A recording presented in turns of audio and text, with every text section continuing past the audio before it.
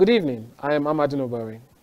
Now tonight's discussion is on democratic culture in Nigeria's electoral processes. It will largely center on the tussle in the All Progressive Grand Alliance between Dr. Victor Oye and Chief Edozie Njoku on who is the national chairman of the party. There's been a Supreme Court judgment to this effect recently, and tonight my guest is Chief Njoku himself. He speaks to me about the tussle in the party and the plans for the future.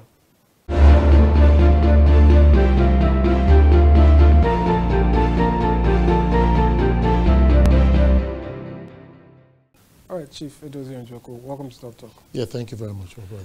All right, before we go into more general issues, let's talk about the issue of the APGA, can I call it crisis or controversy?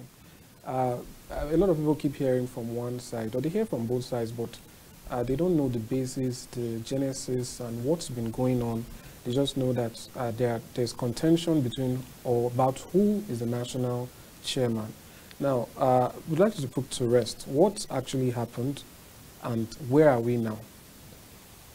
Okay, good afternoon again. I like the question you just asked because the water has been made, is being muddled up so that everybody gets confused. It's a very simple thing. APGA did their convention in Owerri. After the congresses, Oye and the former governor, Obiano, saw that it was impossible for them to win the party convention in Owerri. They decided to do congresses again, which were out of time, which a court has already said it was out of time. And not just that, they went and did a convention on the same day, on the 31st of May, 2019. So what that means is that Njoku could never have been in Oka, and Oye could never have been in Owerri. So those two conventions, I emerged from the party convention in Owerri, and Victor Oye emerged from the convention in Oka. Full executives, they wrote down a list of their former executives and produced them, and we had members of our own NWC and members of the INEC. 2 days or 3 days before I took my position, or as we'd already started, Oye went to court and got interlocutory injunctions, not ex parte orders, where they were meant to put me on notice. And they got an order of substituted service, which was an order of court, which said that my place of address is in the party headquarters as national chairman. And they also took APGA to court and asked APGA, got an order, interlocutory injunction, stopping APGA from recognizing me. So we went to court. I did my response. APGA made their counterclaim against Oye. Oye went on his own. He was the only claimant. He was with APGA. It was Oye versus Edozie Njoku and APGA. APGA now made their own counterclaim. And on their counterclaim, they said he wasn't their national chairman, that I, Chief Edozie Njoku, was the national chairman of the party. But he had an injunction on the party, so the party could not recognize me. My deputy took over at that period of time that I had an injunction stopping me. But as the case went on, he saw he couldn't win the case. So he now wrote to the court and said he was withdrawing his case wholly. And the judge warned him that if you withdraw, Njoku will go ahead, parading himself as national chairman, and APGA will start recognizing. He said no problem, and he pulled out. Bearing in mind that there was a counterclaim, which is still subsisting till today. The counterclaim is still there. What that counterclaim means is that he cannot go to any other court without answering to that particular court, because that's another set of forum shopping. But moving forward, we now went to court, impelling INEC, myself and APGA, impelling INEC, that was in 2019, asking INEC to recognize me as the national chairman and to recognize my executives, not just myself and the whole NWC, represented by the legal advisor and the Deputy National North. We all went to court. And when we got to court, that was in 2019, just about, I think this year, in April or May, the judgment came. I even went to the appeal court. Appeal court sent it back that they should hear the case. And the appeal court authenticated the Owerri Convention as a legitimate convention of APGA. Also legitimized my legal advisor, who came from the same convention as me in Owerri, saying that I did not have the right to go to court to order INEC, that it was APGA through my legal advisor. Within that period of time, the INEC, the Supreme Court judgment came out, which was a judgment that was, it was done last year in October. But because of a mistake that was done there, we wrote to the court, and the court changed just a line in the judgment, which was an area they put in Victor Oye's name instead of my name as the one who was removed in Jigawa, who emanated from Owerri, because it was all about Owerri Convention. Now, the $1 million question there is that a judge called Mohammed Lawal made it very clear, not just him, there were two other judges, even Agim, made it clear, but Lawal was clearer. He said every material thing that happened in Owerri. The convention was in Owerri. They legitimized the convention of Owerri by the Supreme Court and said everything happened.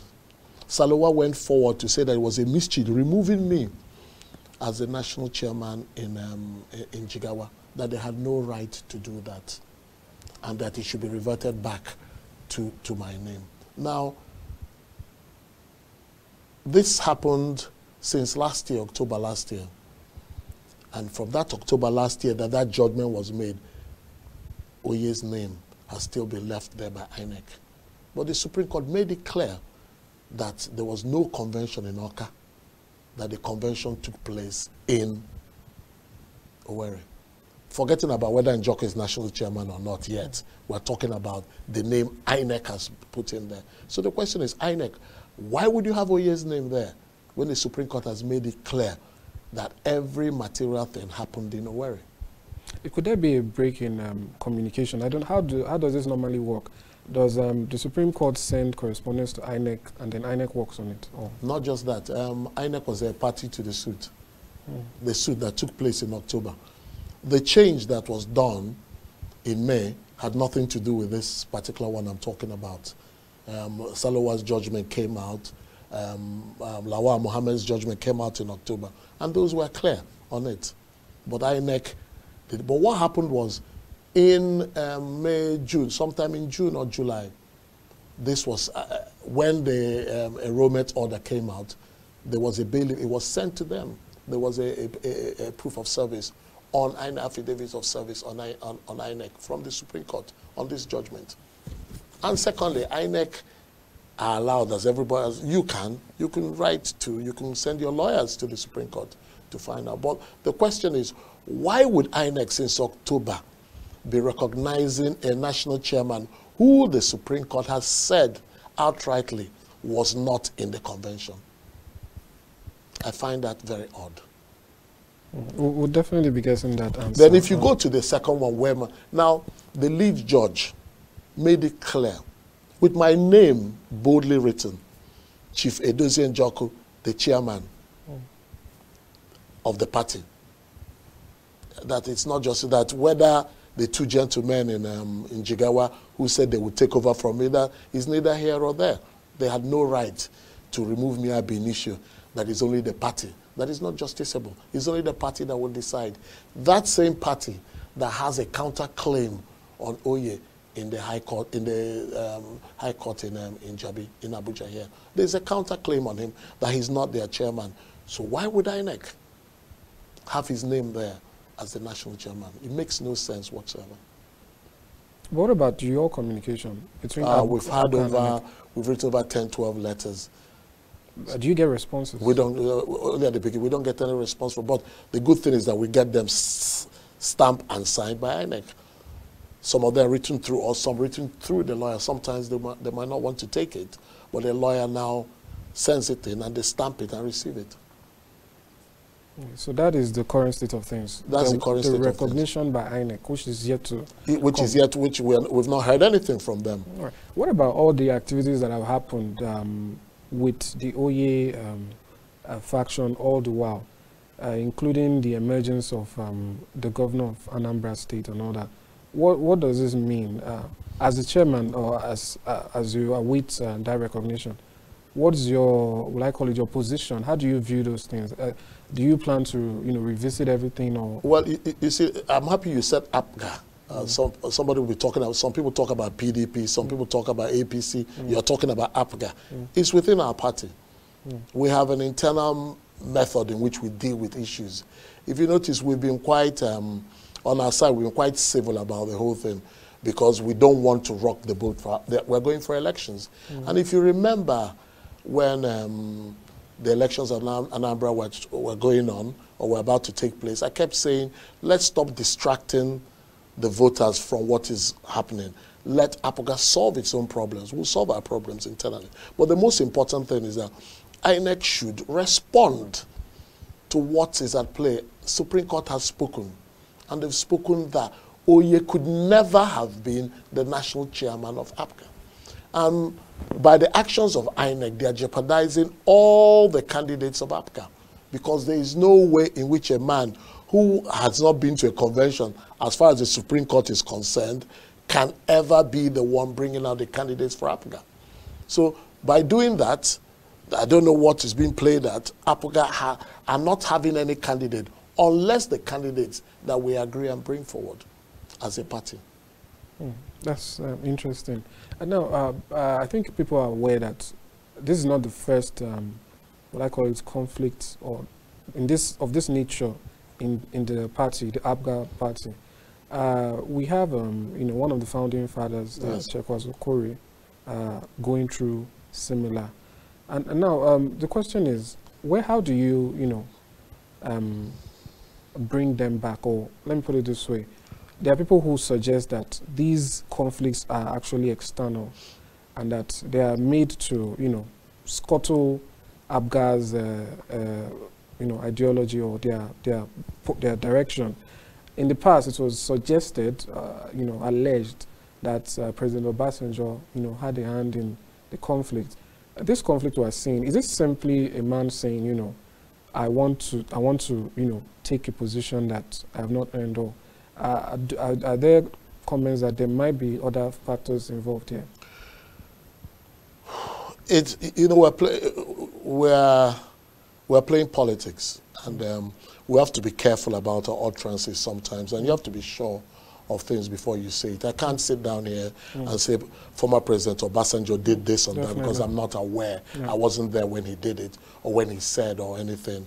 All I can say is that whatever INEC are doing now is very suspicious, because they have a simple part. It's not ambiguous. It's straightforward. The Supreme Court have said that I am the national chairman, and if we leave that aside, Supreme Court have said that Oye can never be the national chairman of the party because everything happened in Owerri. I actually brought that up because when these things happen, people say alliances are being formed. Back then, it was that Chief Edozie Njoku was in one faction, and then the other was with, I think, the governor at the time, and so on. Now, the question is, with Governor Soludo, is there a relationship there? Governor Soludo is the governor of Anambra State. They should be. I've spoken with him on the phone previously. What's his stand on this? Well, as I've said before on air, I've said that Soludo's position is a precarious one, because he has been nominated by Oye. And in his own vision, he's looking at it that if Njoku comes in, this blah, blah, blah, blah, blah, blah, blah. But that's not the way things are done. You understand? As I said earlier, it is an APGA issue, and it's APGA that will solve that issue. But one thing is that I am the national chairman of the party. As I've said, I will never give up, and I will take over as the national chairman of the party, because the party itself has voted me as their chairman, and no one from outside can come and change it because it makes them uncomfortable. All right, now let's move over to the presidential candidate you're fielding for the 2023 elections. Chief Edozie Njoku, yes. Yes, people are saying that he's not even an APGA member. They cite his history of leaving the APGA, forming another party, which was later delisted, and all of that. Is just to liken him to another party, let's say the way former President Obasanjo is to the PDP.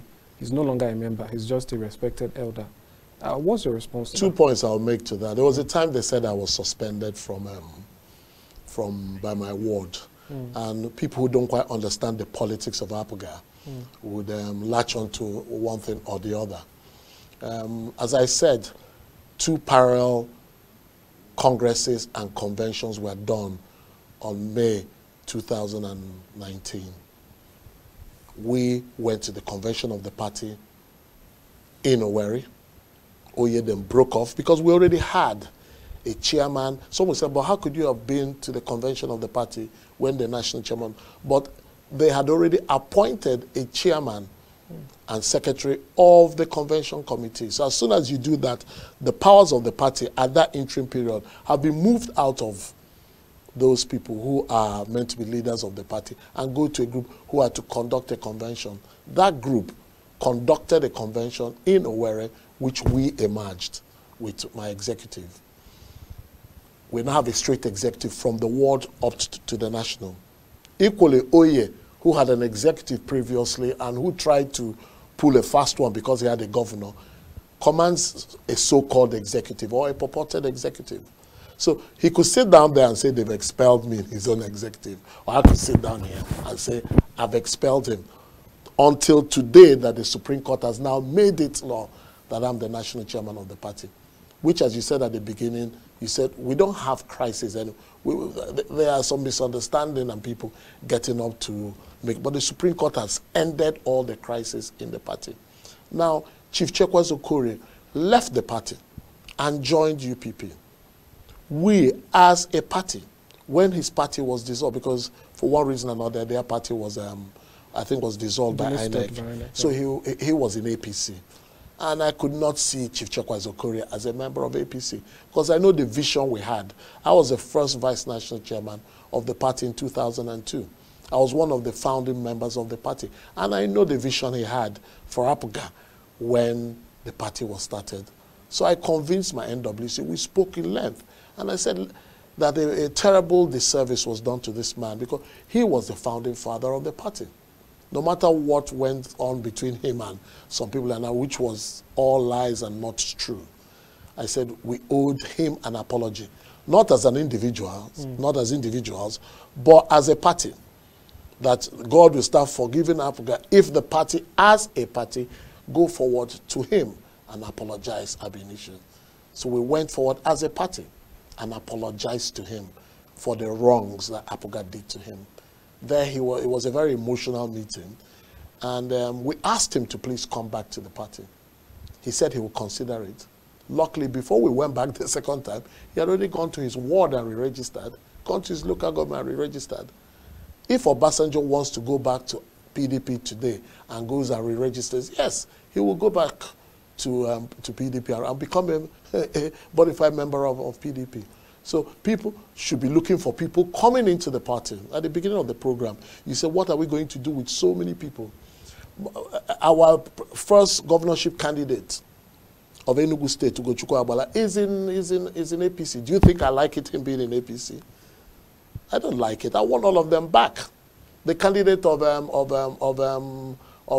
my senatorial zone in Owerri, Federal House, former Senate House member, Uchonya Gocha, was a member of APGA. It's all this rubbish that made all of them leave the party. Do you think I'm happy him being in PDP? And so on and so forth. Round and round the whole nation. Different people have left our party to join other parties.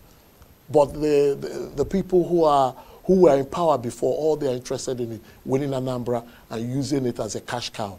They're not interested in the party doing well. So they don't care whether the man in Imo State doesn't come back. They don't care if Chief Edozie Njoku and his followers don't come back. But we care because we care about APGA. And we will do anything humanly possible to bring in anyone who has left the party because they are real APGA members. Even better APGA members than those, not them all, and certain individuals in Anambra State who are not members of APGA, who have just used the party to make money. And it's very, very sad. You seem to have a reconciliatory spirit. And that's what politics is all about. Does this extend to Oye himself? Wow. I would love Oye to be in charge of APGA in his ward. No one could, with the amount of money he's been able to get from here and there, I don't think anybody would defeat him in Amobia ward. One of the first things I'll do once we finish this, to go to him to say, please, don't leave our party. You're a member of APGA. You've been a national chairman of the party for 4 years, so why should we lose you? We shouldn't. All right, in the interest of mentioning some persons who've left the party, I think there's a prominent figure there that I think we will just have to comment on. Former Anambra State Governor Peter Obi is gaining some momentum now with Labour Party. Yeah. Does your party feel in any way, put off by the fact that this is, we could say, one of your products, and at the end of the day, he seems to now have taken all of his goodwill and is like he left from APGA to PDP, but when it was time to leave the PDP, he did not, return, quote unquote, home. He went somewhere else, and now, what's your reaction to that? Well, it's good for the judgment we had. If he's doing very well, as you say, around the whole of Nigeria. It was our executives. Chekwa Zokoro was the national chairman then. I was a member of the NWC.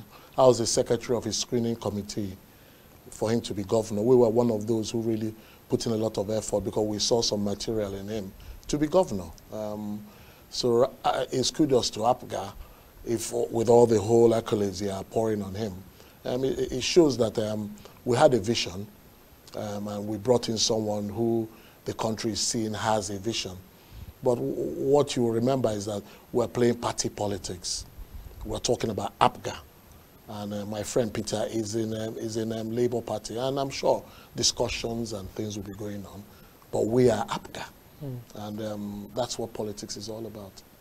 All right, now, moving on to broader terms, in the interest of, like the topic implies, sustainable democratic processes in the electoral process. Let's talk about INEC now. What is going on? What's your level of trust for the electoral body? When I look at, there was a president of America just before Biden, who was called Trump, who did, in my eyes, did a lot of things to stay in power. As if we look at what happened the last days of his presidency, you could see that the establishments were very strong. And if it wasn't because of the strong establishments that they had, then the whole American system would have collapsed. I pray and I beg people I was born in England, and my family lived there. And many of us who've come back from abroad get embarrassed when we are there, that our own country we're not making progress. When I went to boarding school in England in the 70s, and we always felt that we were coming back to our own country to help to bring our country from where it was to a better place. But we're in a worse place than we were in the 70s.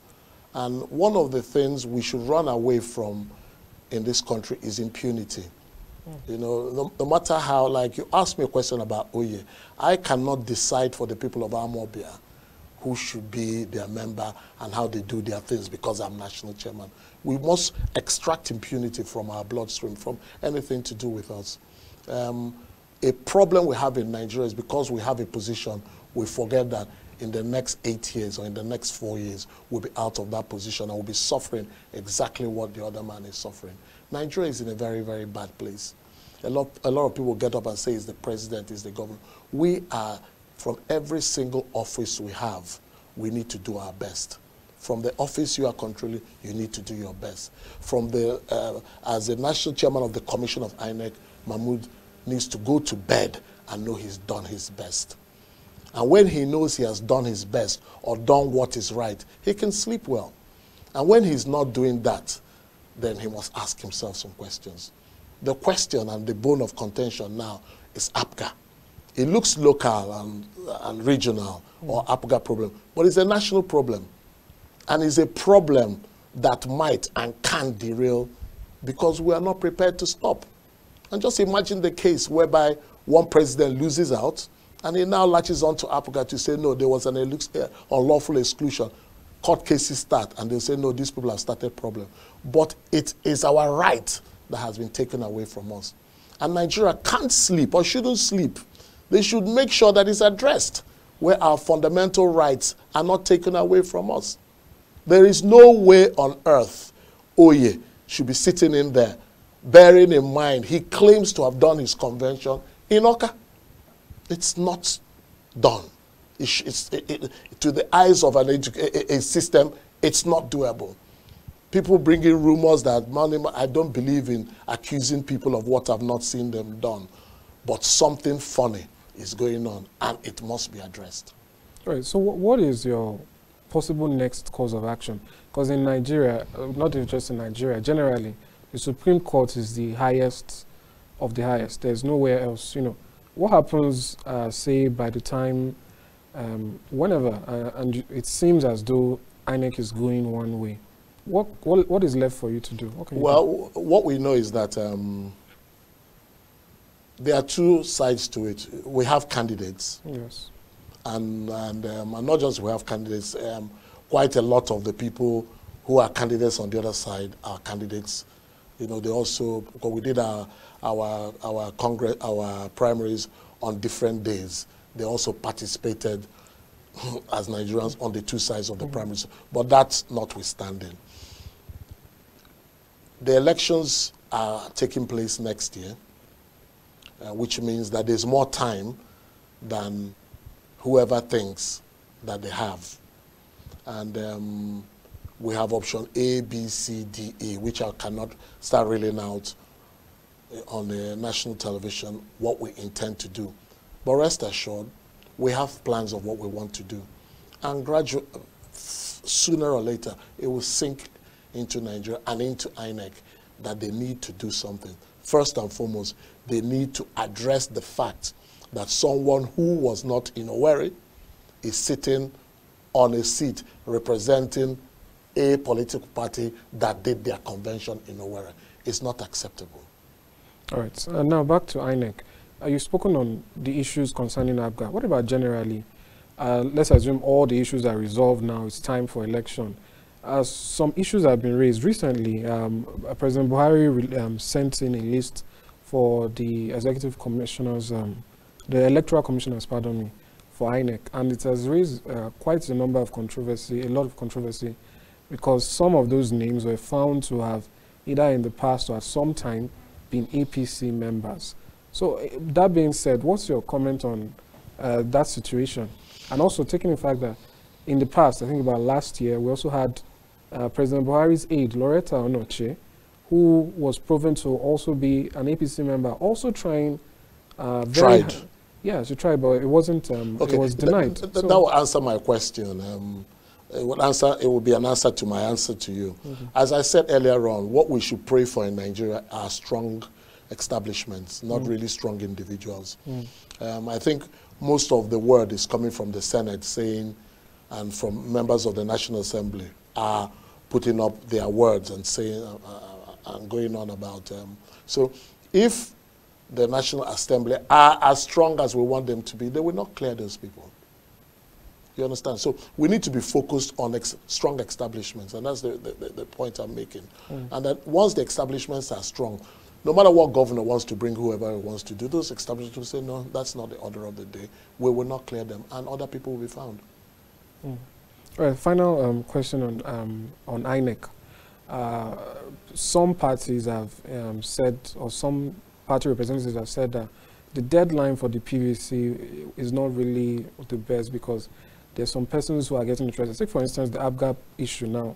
Let's assume there's someone who was probably waiting for a final decision, maybe before taking seriously their plans to vote. Go and vote, yeah. So what's your take on that? That deadline, are you okay? Well, the name actually tells it all. He said continuous, isn't it what it's called? Yes.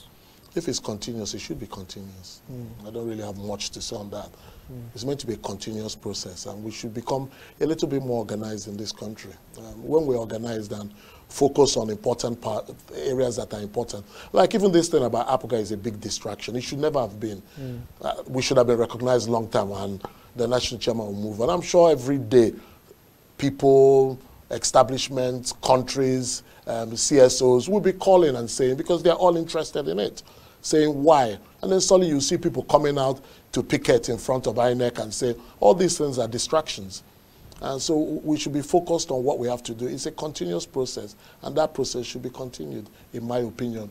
They might have logistics problems, why it cannot, because you know, Nigeria is not a normal, you can have light, you can have different things. So sometimes things might not work the way we want them to work, but it is called a continuous process. So we should work towards it being a continuous process. And the day you see INEC are improving are when we are better than we were 8 years and better than we were 12 years.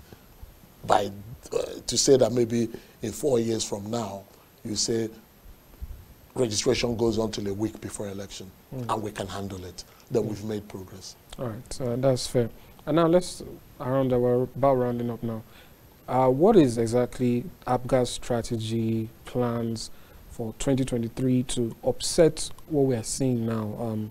You know, always in every election, going to the election, people say that it's a true racehorse. Even before then, when we had the PDP being the only, you know, dominant party, that was there. Now we had the PDP APC, and in this election cycle, people are saying it would probably even be more, you know, divided. You have the PDP, the APC, we have the Labour Party gaining ground, we have the NMPP, they say.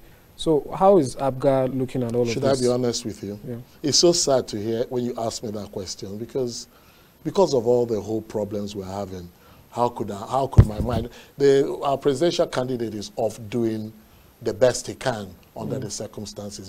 Can his mind really be that focused as it should have been? Let's be realistic. And for me as national chairman, who is doing 20 different things every day to see how I could get my mandate that someone has been sitting on for the past 4 years, and INEC, who are meant to be a body representing me, is going against me. My mind, I find it very difficult to be focused on that. And please forgive me when I don't go down that route. Yes, the plans have been there for ages, but what INEC are doing have left a very bad taste in my mouth.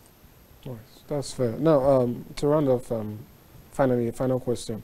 What's your message now to your party members, both the ones that already identify with you and the ones that are not with you? What are you saying to them now? And also, what do you want to say to Nigerians, really, on this issue that, you know, your final message, really? First of all, I'll say to APGA members that they should take heart that what's happening is very, very sad. That this is the first time in 18 years that there's no crisis in APGA. And advice will be coming on for us to start creating more crises. They should just calm down. And the God that gave us the Supreme Court judgment will also give us in our hands that recognition from INEC. Then we'll try to make good. We'll try to, and there's no side. Let's not. I know after the civil they say no vanquish, no whatever, no victor, no. Let's not take it as if we've won or this side has lost. APGA is APGA. It's just a tussle. It was just a tussle between Chief Edozie Njoku and Victor, as he did in the first court case he went on. He was alone and took me and APGA to court. And I've said we don't have a problem with him. No APGA side should have a problem with the other side. As soon as the problem is resolved, as it's going to be resolved, you will be shocked how amicable we'll move forward. All right, Chief Njoku, thank you very much for coming and Top Talk. Thank you very much. Thank you.